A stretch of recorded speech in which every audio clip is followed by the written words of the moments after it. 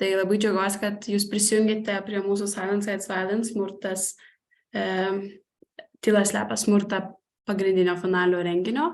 Ir šitas visos projektas buvo parašytas tam, kad pradėtume atviriau kalbėti apie smurtą, jo padarinius bei žalą, nes kiekvienais metais Europos Sąjungoje milijonai žmonių tampa smurto, nusikaltimų bei prievartos aukomis ir dėja didžiąja dalimi statistikos jomis tampa moterys ir lytimi paremtų nusikaltimų skalė. Europos Sąjunga skleidžia didelę grėsmę, kad viena iš 3 moterų nuo 15 metų yra patyrusi bent vieną kartą fizinę arba psichologinę smurto formą, remiantis Pasaulio sveikatos organizacija. Ir pandemijos laikotarpiu ši statistika dar labiau suprastėjo, nes smurto aplinkoje išpuoliai tapo antru didžiausiu nusikaltimu Lietuvoje. Ir projektas apskritai buvo parašytas praplėsti moksleivių bei jaunų žmonių žinias apie smurtą prieš moteris artimoje aplinkoje ir parodyti, kaip galima atpažinti tas smurto formas. Ir todėl dabar jums parodysiu, buvo iš tikrųjų sukurtas projekto puslapis, kuriame irgi galite rasti daug informacijos. Tai štai čia tikriausiai matote.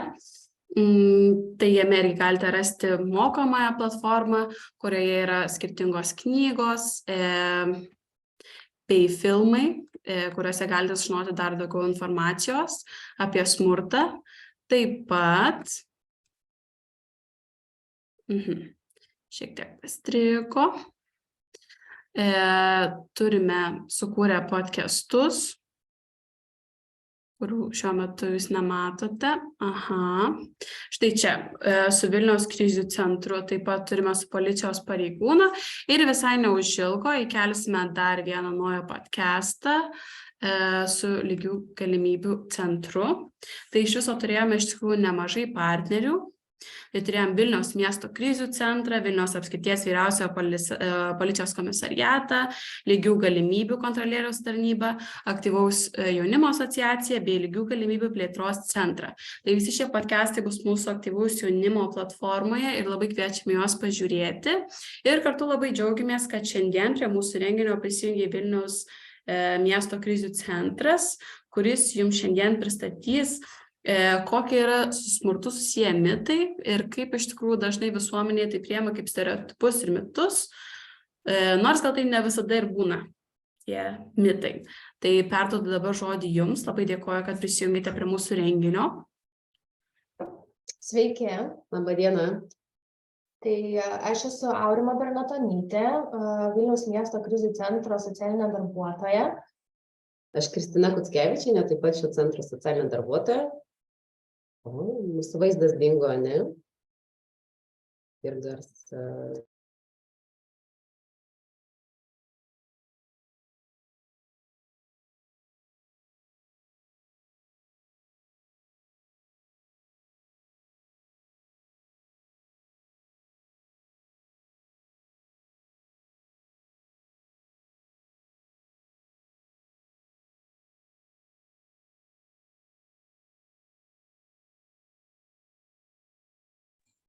I think you're muted, Deimante. Ar dabar mus matot, girdit? Taip, dabar jūs matome ir girdime. Čia atsiprašom, kažkaip pasijungia netyčia. Tai tada galim pradėti. Tai iš tikrųjų, dirbant su šeimomis, ypatingai dirbant su moterimis, kurios patyrė smurtą, dažnai iš tikrųjų susiduriame su tam tikrais mitais, kuriuos norėtumėm paminėti, galbūt padiskutuoti mitų temą. Galbūt kuris nors iš jūsų savo aplinkoje irgi yra girdėję ar susidūrę su tam tikrais mitais.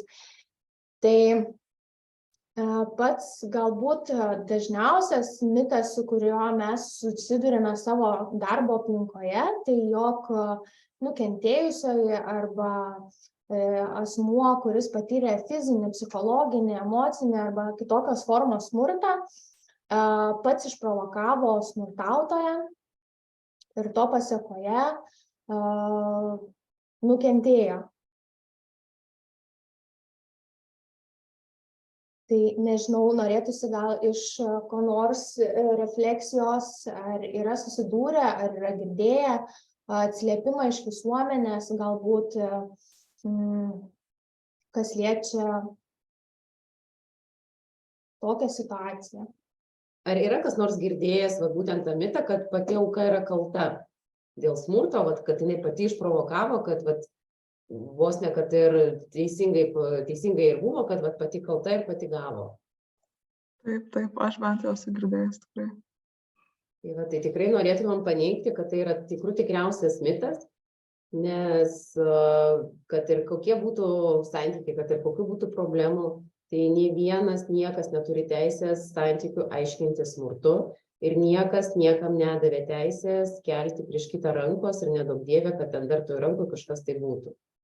Tai žmonės, smurtautojai, jie tikrai yra įbauginę savo smurto aukas ir jos tikrai bijo kreiptis ir jos iš tikrųjų jaučiasi kaltos ir jeigu dar išgirsta, nes pats smurtautojas irgi kaip ir pasiteisindamas kaltina, kad tu pati prisiprašei, taigi aš čia nieko dėtas, tu išprovokavai, tugi čia pradėjai vėjus kelti, taigi čia tu kalta.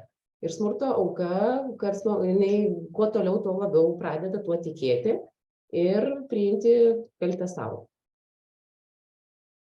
Tai tikriausiai, kad iš to kyla tas sekantis mitas, su kuriuo aš manau, kad tikrai daugelis, jeigu nesusiduria, tai tikrai daugelis yra girdėję, kad jeigu auka smurtautojo nepalieka, tai vadinasi, nėra jau taip blogai šeimoje ar santykiuose ir panašiai.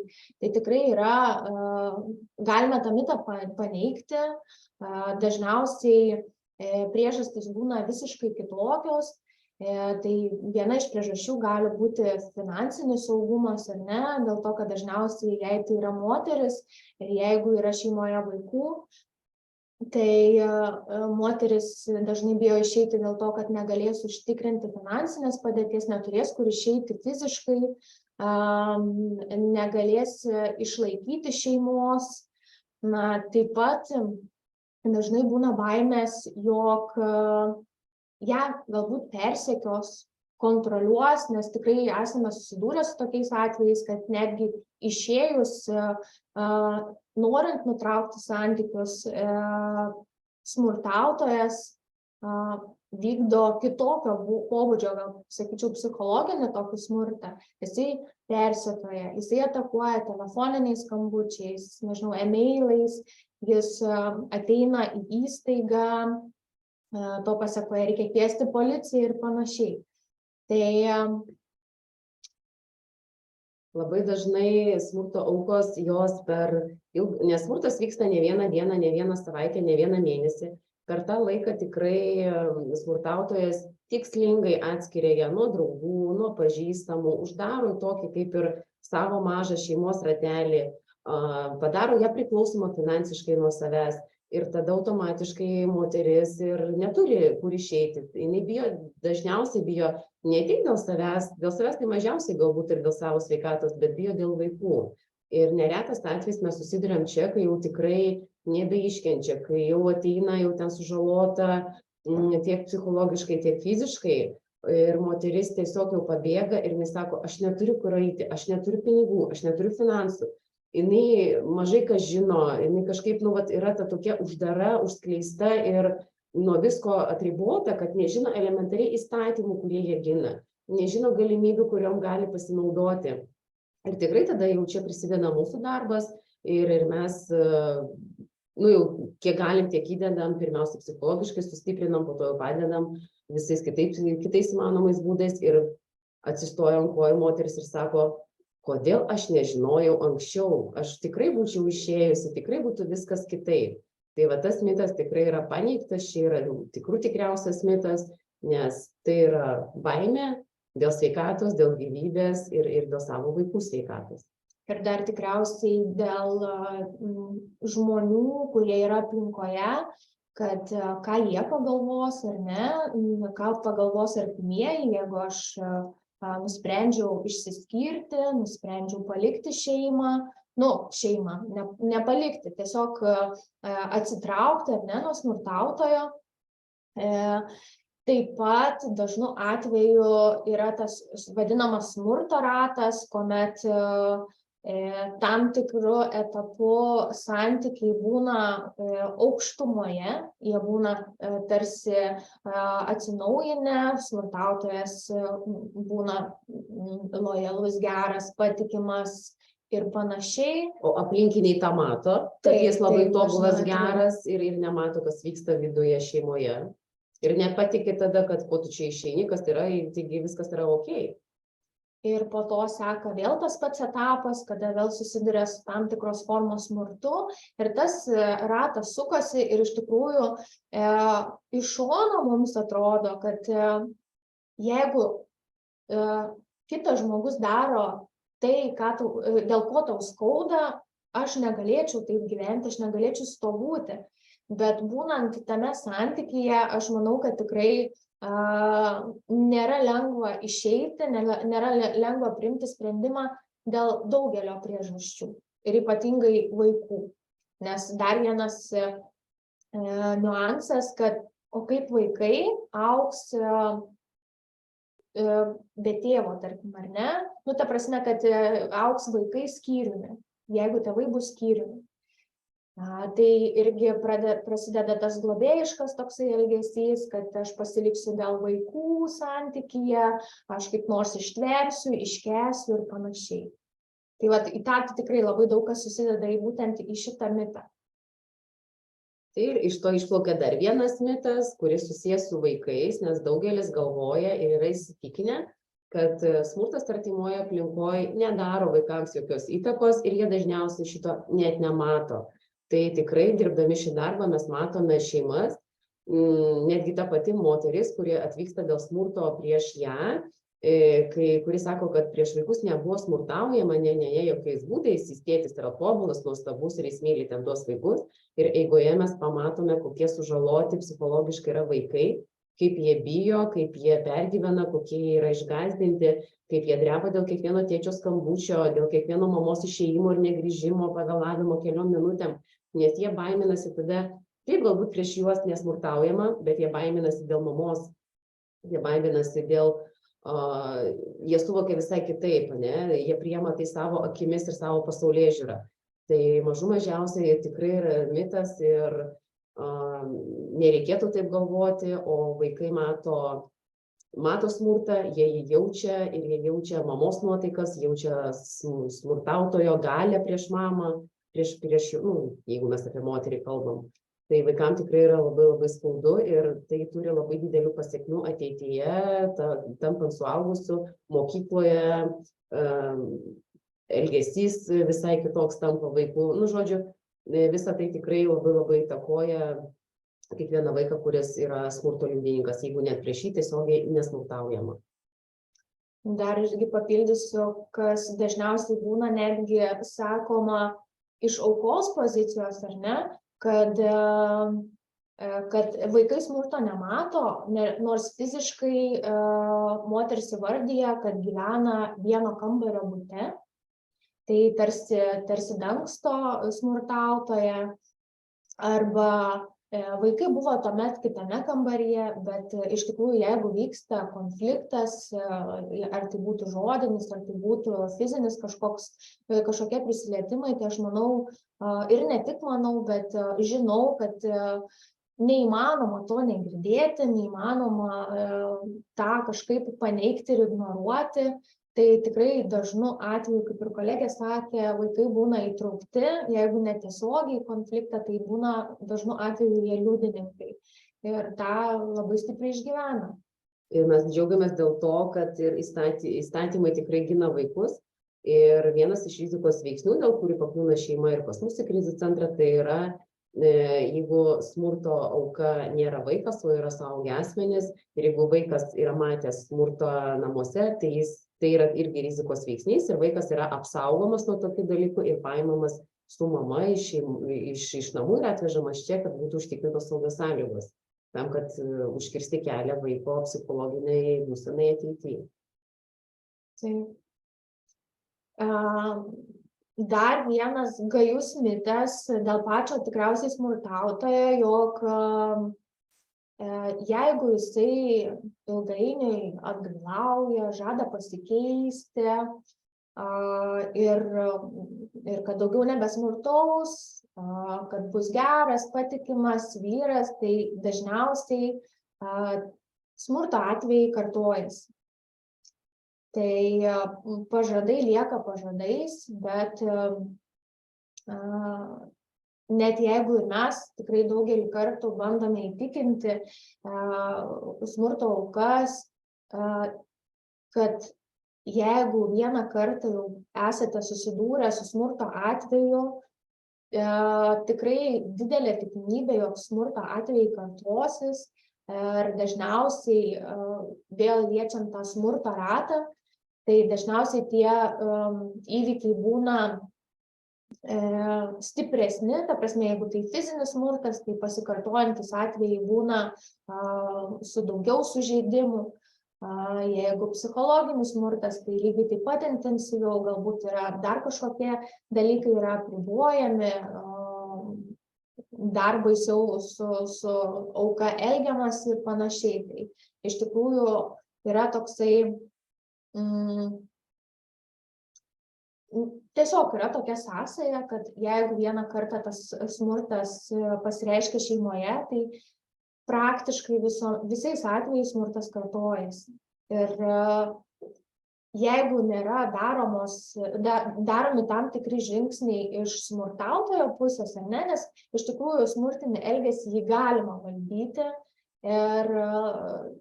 ir čia tikriausiai priklauso nuo motyvacijos, kas liečia patį smurtautoją, kiek jisai geba suvokti tą situaciją ir kiek jisai nori, kad situacija keistųsi ir kokios pagalbos jisai prašo, ieško ir panašiai. Tai taip, galbūt tuomet yra nedidelė tikimybė, kad situacija gali keistis, bet dažnu atveju situacija lieka tokia pati arba dar blogesnė. Na ir dar vienas mitas, apie kurį norėtumėm pakalbėti, mes jau to ir į pabaigą einam su jais, nors jų yra tikrai žymiai daugiau, negu mes dabar paliesime. Tai kad daugelis galvoja, kad smurtą lemia alkoholis, stresas ir psichologinės problemos arba kažkokios kitos emocinės būsenos. Tai tikrai yra ne paslaptis, pagrindė tikrai galbūt dažniausiai smurtas ir pasireiškia, kai yra alkoholis šalia, kai tai yra socialinė rizika patiriančios šeimos, bet tikrai tai nėra pagrindas, tai nėra teisybė, nes vėlgi galim sakyti, tai yra mitas, nes ir atėjus į šį darbą, pati galbūt taip net ir kažkur galvojau, bet įsitikinau, kad, kaip mes sakom, pavyzdinėse šeimose, tikrai šeimos, kurios uždirba daug pinigų, kurios dirba labai gerus apmokamus darbus. Netgi mums yra žinomi, mes juos matome iš televizijos ekranų, jie tokį smurtą patiria. Tai tikrai nėra alkoholio, ten galbūt yra ir stresas, ir psichologinės problemos, ir visa kita, bet ten vyrauja kitoks smurtas. Ten toks, kaip mes sakom, elitinis smurtas, bet jis yra dar žiauresnis negu tas fizinis kartais net ir taip yra įvardyjama. Tai tikrai nėra priežasties smurto, nei alkoholis tą įtakoja. Kaip ir kalbėjom prieš tai, kad pati kalta pati išprovokavai, tai negali alkoholis išprovokuoti, neturėtų stresas išprovokuoti, reikia surasti būdus kitaip stresą valdyti, kitaip savo problemas spręsti. Tai tikrai smurtas yra net ir tose šeimose, kur mes matome pavyzdinės šeimas iš šono, bet mes tikrai nematome ir nežinome, kas vyksta jų viduje. Ir vėlgi viskas kaip ir viską, ką mes čia minėjome, viskas sueina į vieną, kad tada smurto aukos kenčia, nes jos nori atrodyti gerai, prieš draugus, nenori išnešti, kaip sakom, šiukšlių iš namų ir pasirodyti, kad kažkas yra blogai, nenori, kad vaikai gyventų atskirai, kad matytų tėtį, nori meilės, nori normalios šeimos, ir visa tai sueina į tą, kad kenčia ir neišeina iš to užburto rato. Nors galim pasidžiaugti, kad tikrai daugėja atvejų, kai moteris kreipiasi pačios, kai žino, kur gali kreiptis, kai ieško pagalbos, kai nebekenčia tiek laiko, kiek galima buvo pasakyti prieš 10 metų. Nes tikrai smurto, tas kentėjimas, jeigu galima tai pavadinti, smurto tai buvo ilgesnis. Dabar tai yra trumpiau. Jeigu jau patyrė smurtą 1-2 kartus, viskas jau išeina ir ieško pagalbos ir stengiasi, nes tikrai apie tai yra kalbama, apie tai yra žinoma ir džiaugiamės, kad ir jūs prie šito prisidedat, ir mes kažkokią dalim prie to prisidedam ir mes tikimės, kad dar po 10 metų mes kalbėsime apie tai, kad mūsų statistika keičiasi ir smurto aukų mažėja. Tai aš dar 2 dalykus, ką norėčiau pridurti, kad ypatingai yra atsižvelgiama į smurtą aukas arba liudininkus, kai yra šeimoje vaikas. Ir dar vienas niuansas, kad šiuo laikotarpiu, aš nežinau, kiek ilgai visą tai trunka, bet vyrauja galimybė kreiptis ir dažnu atveju yra kreipiamasi dėl psichologinio smurto patiriamo, ko anksčiau nebuvo, ne tai, kad nebuvo, galbūt buvo sunkiau apčiuopti, jį įrodyti, apskritai bandyti kreiptis, nes čia irgi tikriausiai per tokį savęs vertinimą ar nepraeina, kad ar tikrai aš patiriu psichologinį smurtą, gal mes tiesiog susipykom. Tai tikrai dažnu atveju yra kreipiamasi jau dėl psichologinio smurto ir tikrai yra šnekama, kalbamasi. Ir iš kitos pusės, jeigu kreipiamas psichologinio smurto, dažnu atveju dirbant jau ar su moterimi, ar vyru, ar šeima, galima atpažinti, kad yra ne tik psichologinis smurtas. Tai be kita ko svarbiausia yra kreiptis, svarbiausia ieškoti pagalbos, priimti tą pagalbą ir tikriausiai taip. Tai labai jums dėkoju už pasakytus mitus. Manau, kad tai iš tikrųjų labai siejasi to, ką mes kalbėjome ir podcaste, kad dažniausiai smurto formos yra susipynusios. Kaip jūs minėjote, kad dažnai prie fizinės smurto formos yra psichologinė arba atvirkščiai, o sakykite, ar dažnai yra susiduriama su kibernetinė psichologinio smurto forma? Tai aš tai galėčiau gal pasakyti, kad labiau tai liečia galbūt paauglius, nes yra įtraukiama paaugliai, tos tam tikros manipulacijos, kur pereina į tokį psichologinį spaudimą, psichologinį smurtą. Tikrai susiduriam dažnai, kai neaišku, kas tas žmogus už ekrano slypintis naudoja tam tikras manipulacijas, įtraukti į pokalbius, įtraukti į tam tikrus poelgius. Ir paskui, kai žinot, jeigu įtrauki ar ne, ir turi tam tikrų įrodymų, kas gali kaip nors įtakoti tolimesnį tavo gyvenimą, tai norėdamas atsitraukti, tu jau nebegali palikti to, tarkim, vadinamo smurtautojo, nes jisai manipuliuoja, jis psichologiškai bando tave įtikinti, kad jeigu tu tam tikrų dalykų nedarysi, aš panaudosiu prieš tave tam tikras, nežinau, nuotraukas, video, surašinėjimus ir panašiai. Tai aš gal tokią praktiką esu turėjusi labiau.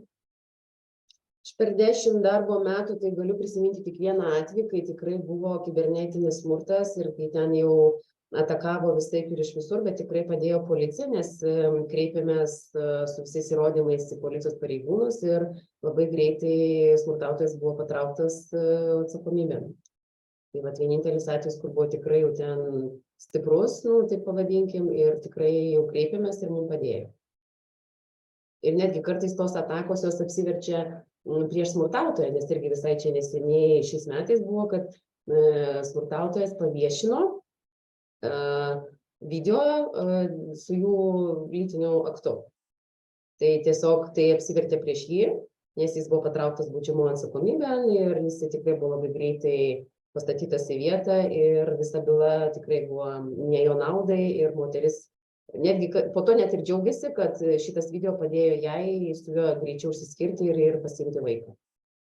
Tai smurtautojai tikrai griebiasi visko.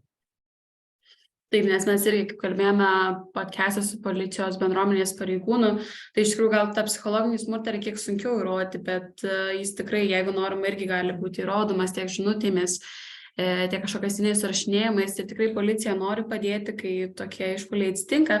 Ir nebūtinai, dar ką noriu priminti visiems mūsų klausytėm, kad nebūtinai patys galite kreiptis, kai patirėte smurtą, galima iš tikrųjų padėti ir kitiems, jeigu matote, kad yra patiriamas tas smurtas, nes į tokius atvejus irgi tikrai yra reaguojama.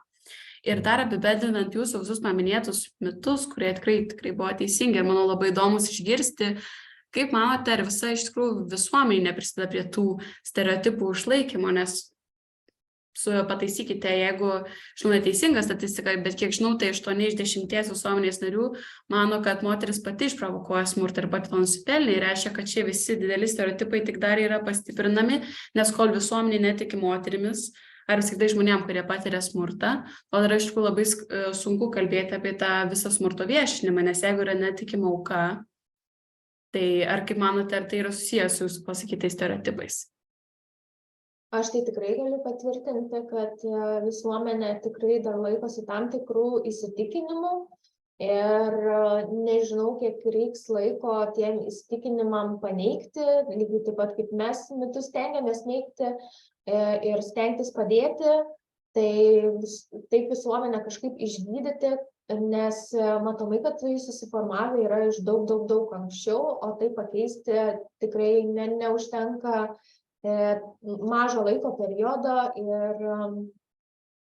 ir tikriausiai reikia didelės klaidos, ką jūs darote, kokias įstaigos bandote pritraukti tai sklaidai, tai nežinau, kolegė nebent. Jo, aš dabar kaip tik galvoju apie tai, kaip labai sunkiai ėjosi įstatymas prieš fizinės bausmes prieš vaikus. Tai čia yra tikrai lygiai tas pats, lygiai panašu. Tik mums dabar, kaip čia taip, koją pakišo ukrainiečiai, nes jie augina vaikus ir jie toleruoja smurtą. Jie toleruoja fizinės bausmes. Ir mes dabar jau pradedam susidurti su tuo, kad mes jau turime centre ne vieną šeimą ukrainiečių pabėgusius nuo karo. Ir mes matome, kad jų mentalitetas yra kitoks ir kad jų mąstymas yra kitoks. Ir jų dabar yra nemažai Lietuvoje. Tai bus sudėtinga, bet manau, kad viskas įmanoma. O kad visuomenė taip sako, taip. Bet vėlgi, čia yra grinai tik mano nuomonė, aš galvoju, kad taip galvoja vyresnio amžiaus žmonės, kurie dar atėję iš galbūt sovietų laikų, nes jie taip gyveno, jie taip galvojo ir jiem dar nėra taip paprasta persilaužti ir persiorientuoti, o mes ir mūsų vaikai auga tokioje visuomenėje, kur apie tai yra kalbama.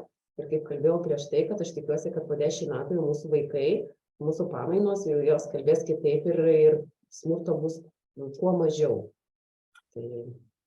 Čia tikriausiai, kaip ir tu paminėjai, ar ne, Kristina, kad tikrai toks prilygstantis sovietiniam laikams modelis, nes tu santykiai ar ne santuokoje privalėjai būti visą gyvenimą, ar ne, nepaisant to, kas įvyksta. Ir didžiausias tikriausiai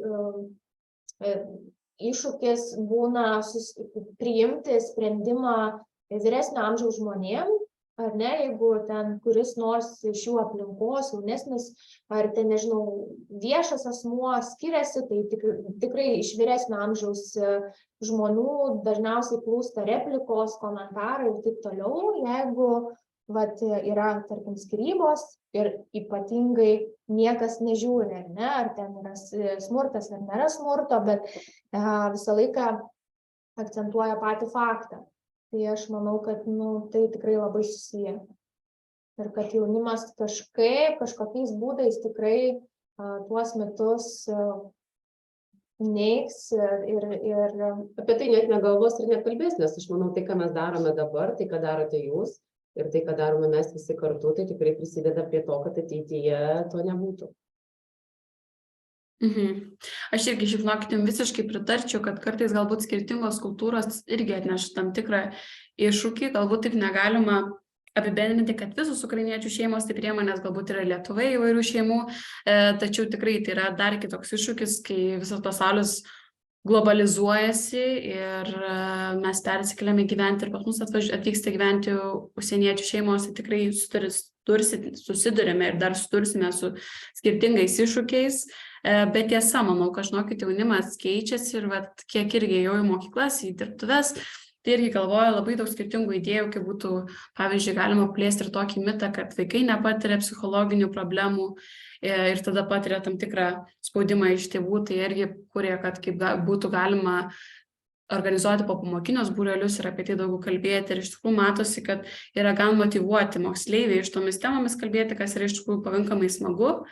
Aišku, smurto tema galbūt vis dar išlieka tam tikra stigma, bet manau, kuo mes apie ją daugiau kalbame, tuo jinai gal po truputėlį mažėja ir kad net ir šiuo metu, jeigu mes galime pasiekti šį būrį žmonių, tai jau irgi yra startas kažkokiam pokyčiam, kad ir nedėliem, bet pamažu įdomi galėsime padaryti labai didelių pokyčių.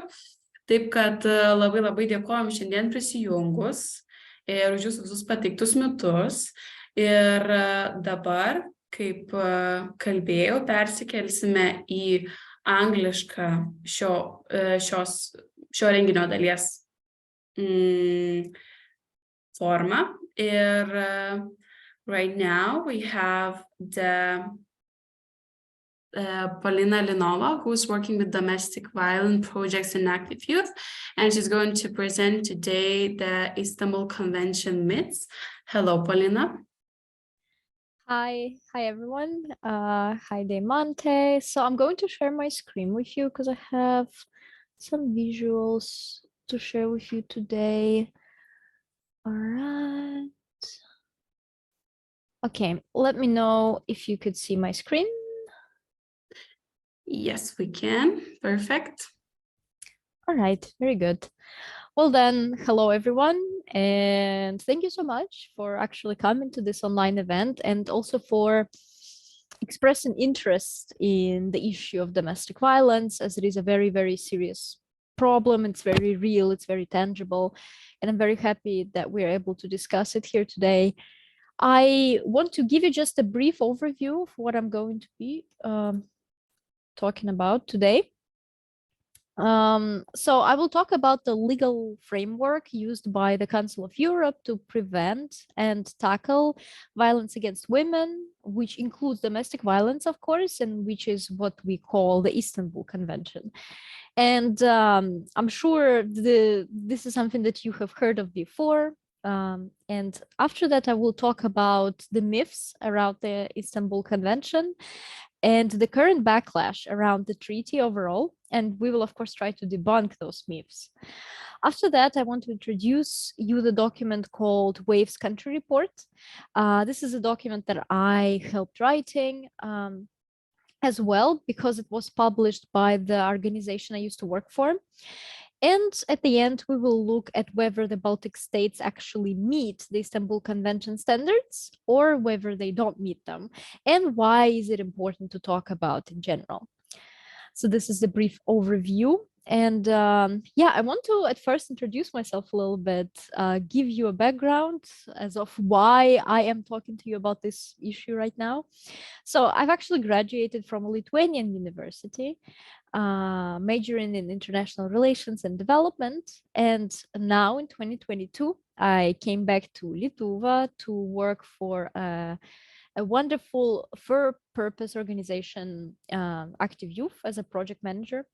And as was mentioned earlier, I work in the human team focusing on human rights related topics such as human trafficking prevention or preservation and promotion of cultural heritage, inclusive urban design, and much more.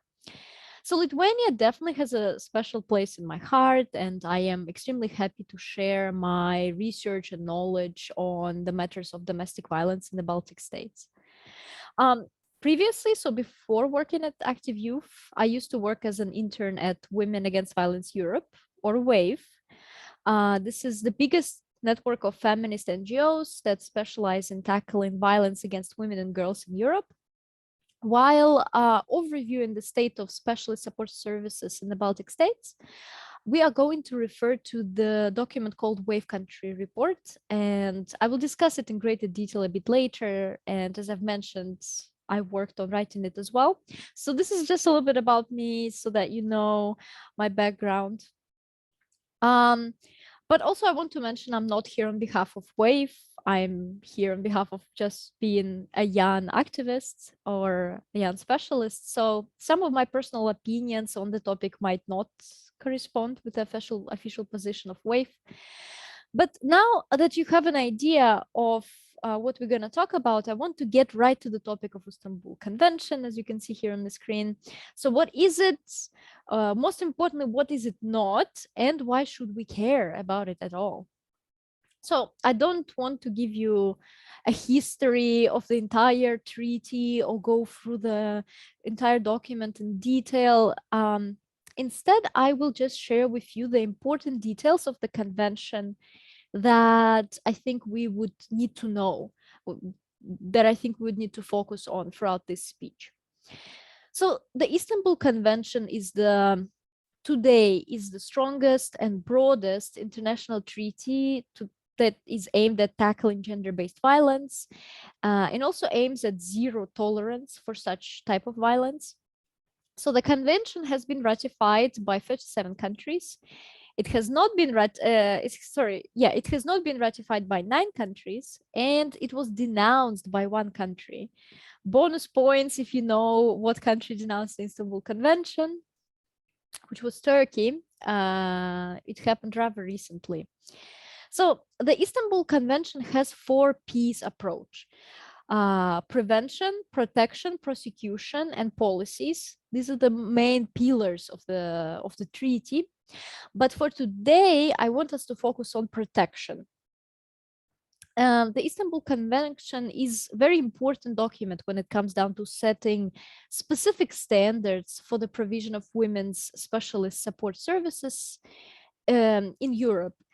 And what are the women's support services? Well, by that I mean women's only shelters, for example, or domestic violence helplines, or rape crisis centers, and other specialized support services, focusing on that.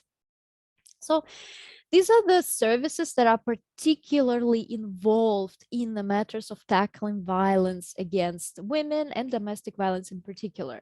So very, very important services for that matter.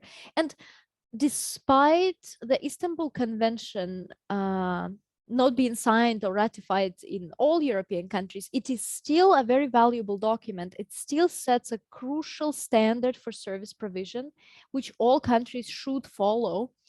The standards laid out in the convention are also supported, for example, by the Council of Europe through the 2008 report on minimum standards for support services. So it is rather widespread. And interestingly, the Istanbul Convention was signed and ratified by Estonia, but it was only signed by Latvia and Lithuania. So what's the main difference? Why does it even matter? And the main difference between signing and ratifying is that signing signals the intent to comply with something. So if a country signs it, they say something like, we really want to actually comply. Yeah, it sounds like a good idea. But ratification, on the other hand, it sort of seals the deal. It makes the document legally binding. So it's a much more serious approach to the treaty. So Latvia and Lithuania did not reach this final stage that would put the convention as a legal standard in regards to tackling violence against women and the number of women's support services. So one of the reasons organizations, individuals, activists, other groups are fighting for the convention ratification is because it would ensure governments would have to start taking the issue of domestic violence and violence against women in general more seriously, right? There will be a need to follow certain standards when it comes to assisting the survivors of violence. So governments won't be able to say, yeah, we're doing our best, we're really excited to help, but governments would have to actually do very, very specific things. So let's treat the Istanbul Convention as a tool, and it's a very powerful tool, in my opinion, to end gender-based violence. So As you probably know, there was a major backlash against the convention ratification in Lithuania. For example, the traditional family movement, as well as it's the same in many other Eastern and Central European countries. So let's talk about it. Let's talk about the rhetoric that is used by political parties or other individuals who are strongly against the convention certification. And let's also try to debunk these myths. So here I selected the 3, in my opinion, most prominent such myths. So possibly the most famous misconception is that the Istanbul Convention is a threat to the concept of family and it's going to destroy the traditional values. So Council of Europe and the Istanbul Convention specifically state that the convention does not regulate family life or structures, and states do not have to change the traditional understanding of families. This is explicitly part of what is written, and the convention only states that traditions, culture, and religion cannot be used to justify acts of violence against women. So a person cannot commit crimes and explain that this was done because of their traditional beliefs. This is what convention has mentioned. So this is something that makes you think whether some people who are using this argument of ruining traditional values believe that domestic violence maybe is justified because it's a part of their traditional understanding of the family, right? And that's another societal problem that should be tackled on its own. Also, another big one is recognition of same-sex marriages. It's not part of the convention. It's something that is often being mentioned by people who are really trying to oppose the treaty, but most of them probably haven't read it or maybe haven't fact-checked the information presented by the activists spreading the misinformation, which is very important. Second, the word gender. So this word is probably very much misunderstood by many people and maybe even hated by certain groups, but it was another big trigger for conservative people, groups worldwide, and some people believe that the term gender replaces the terms women and men, and it creates a gender ideology. Term gender ideology is very interesting, actually. It's a very populist phrase, and if you really think about it, it doesn't really mean anything. But this is something that is being used a lot by such groups. And the word gender actually is used in the convention only to emphasize that women are more likely to experience violence just because they are women. So because of their gender. So it's very important to understand that domestic violence is a gendered issue. That's all that convention is trying to emphasize. Additionally, a third gender is not in any way introduced by the convention, nor is there an obligation to recognize this term at all. But it's also something that is frequently mentioned by such groups. And the last one is, but what about men? This treaty is actually, this is what some people would say, right? Like the treaty is excluding men survivors from the conversation, and it's leading to more inequalities in the world, which is actually not something anyone wants, right? But Council of Europe and the convention state that men survivors of violence are not excluded. The provision of specialized support services should be granted to all domestic violence survivors and can be applied to men and boys. However, research, like the overall statistics, right, the facts, are telling us that men are normally the predominant perpetrator and women are predominant victim. And this is why the discussion is centered on violence against women. And this is why the Istanbul Convention explicitly calls for a gender-sensitive approach as a central prerequisite to effectively combat violence against women and domestic violence. So it sort of suggests that gender neutrality might not be a good solution here specifically, while still the tools that we are mastering with the convention can be applied to survivors of all kinds. So, while the Istanbul Convention does not focus on violence against women, does focus on violence against women, its suggestions for states can benefit male survivors of violence. So claiming that Istanbul Convention leads to societal problems, inequalities, because it simply refers to the violence-related statistics while identifying people who need the most help is a populistic move as well. So as you can see, the convention is very nuanced, so it's very important to read into it and to try to understand the rhetoric that is used there. Yes, did anyone say something? Okay. So after we have learned a bit more about the Istanbul Convention, what it is, what it isn't, I want to introduce you to the WAVE Country Report and its relationships to the Istanbul Convention. So the WAVE Country Report is a very interesting document, and it provides an overview of statistics related to women's special support services, specifically in 46 European countries. So it takes both EU and non-EU countries that are located on the European continent. So, for example, countries like Moldova, Georgia, or Ukraine would be also included in their statistics. And this document is the biggest research produced by WAVE in collaboration with delegates from 46 countries. So this means that we weren't just the only one writing it, but the organizations that we collaborate with helped us write the report. And WAVE has about 160 members from 46 countries, and of course Baltic states also part of it.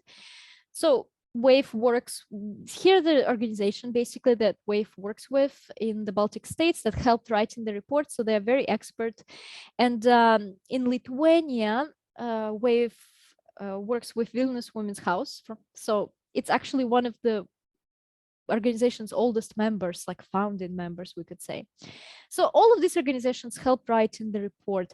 And the most important and the biggest section of the report provides detailed chapter analysis on national women's helplines, shelters accessible to women, women's centers, specialized services for survivors of sexualized violence. So we focus on that. And the main aim of this report was to outline the state of special support services and to identify gaps concerning the service provision, again, based on the convention standards, as we discussed earlier. There are certain standards that need to be followed. So to assess the provision of national women's helplines, the standards provided by the Article 24, as you can see on the screen of the Istanbul Convention, were applied. So specifically, country needs to have a 24/7 free of charge provision of a national women's helpline in need to meet the standards. When assessing the capacity of women's shelters to accommodate women and their children, the standards provided by Article 23 were applied. So the Istanbul Convention prescribes as a minimum requirement one family place per 10,000 inhabitants of the country, which isn't actually very harsh of a standard overall. It's not like one shelter per woman, right? So it's a bit more generous. And Article 25 of the Convention makes specific reference to the provision of support for survivors of sexualized violence. So now let's talk about it. Let's talk about the Baltic states, whether they meet or don't meet the standards. So Estonia, as you can see, as you remember, it's the only country that ratified the convention. So it does meet the standards of National Women's Helpline service provision. It does meet the Istanbul Convention. Oops. Sorry. It does not meet the Istanbul Convention standards for women's shelter provision, missing 44% of beds. And also there are only 4 rape crisis centers and no other types of services for women survivors of sexualized violence. Now, moving on to Latvia. So Latvia does not meet the helpline standards, does not meet the women's shelter provision standards, and again, it does not have enough services for the survivors of sexual violence. For example, there are no rape crisis centers or referral centers, which are again important based on the standards. And Lithuania. Lithuania does meet the Istanbul Convention standards for the provision of a women's helpline. it's actually very good because in 2019, Lithuania wasn't meeting the standards. So you can see a recent improvement here. Also, it does not meet the standards for provision of women's shelters. And unfortunately, there are no specialized support services for survivors of sexualized violence in Lithuania. You can see that there's one center that provides help for children, but it's not gender specific. It's more gender neutral. So what does it all mean? We need to ensure our governments ratify the Istanbul Convention. This will not mean that the situation with domestic violence service provision will instantly improve, as you can see with Estonian example, but it will mean that governments would have to take violence against women and girls more seriously, and they will attempt adapting the Istanbul Convention minimum protection standards, which is important. I will give you a very real example, which really, personally, I was very shocked when I've learned this. So in 2020, there were a total of 23,000 calls made to the Lithuanian domestic violence helpline.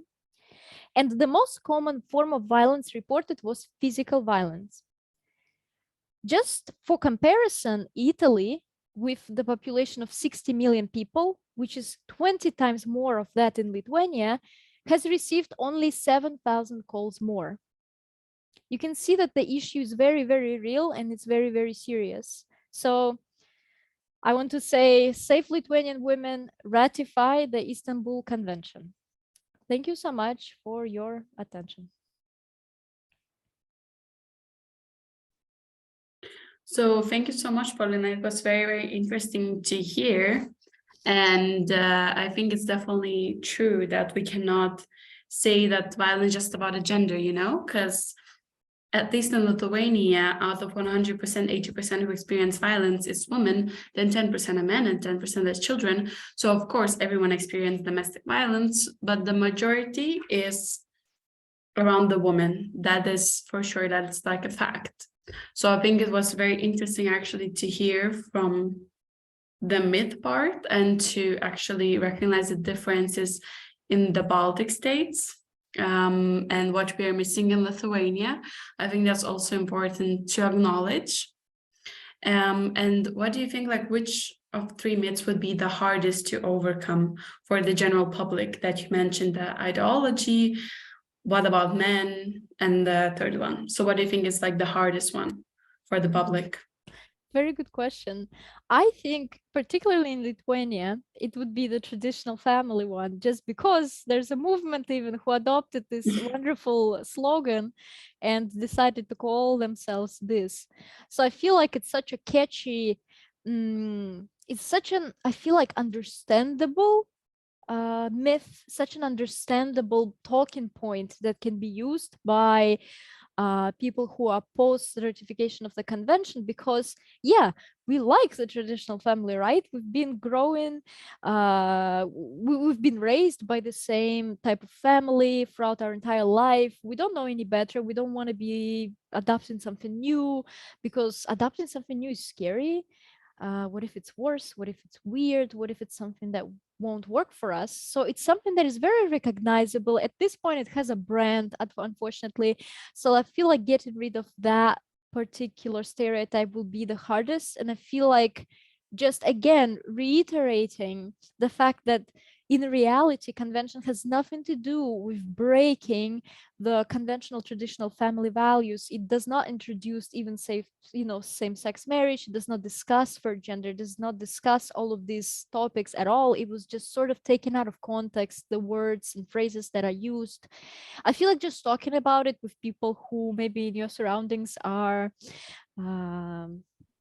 believing in the myths might be very, very helpful, but definitely, the traditional family one is something that might be the hardest to overcome. Okay, thank you very much for your opinion. I know, as like we talked in the podcast with Margarita from Equal Opportunity Center, basically Istanbul Convention is just the base for, let's say, acknowledging the domestic violence. So we really hope that Lithuania will implement it soon, and then we can put all of the other laws and legislations on top of it, because actually, like, Lithuania is quite delaying it and we should already have signed it. So hopefully with all the myths that we discuss, we can acknowledge it and spread the awareness that this is the big issue that we should approach. So thank you very much again for your presentation. And if we don't have any questions right now, then I think we can move to the end of the conference. And I wanted to thank you all for participating. Please follow our Active Youth YouTube page to see all the podcasts, as well with Polina, the one that we recorded. And if you missed any part of the event, it will be published also in Active Youth Facebook. So thank you very much for participating, and hopefully you will also, all of you, spread the awareness about the domestic violence. So thank you very much for participating, and wish you a great evening. Goodbye. Thank you for coming. Bye. Thank you.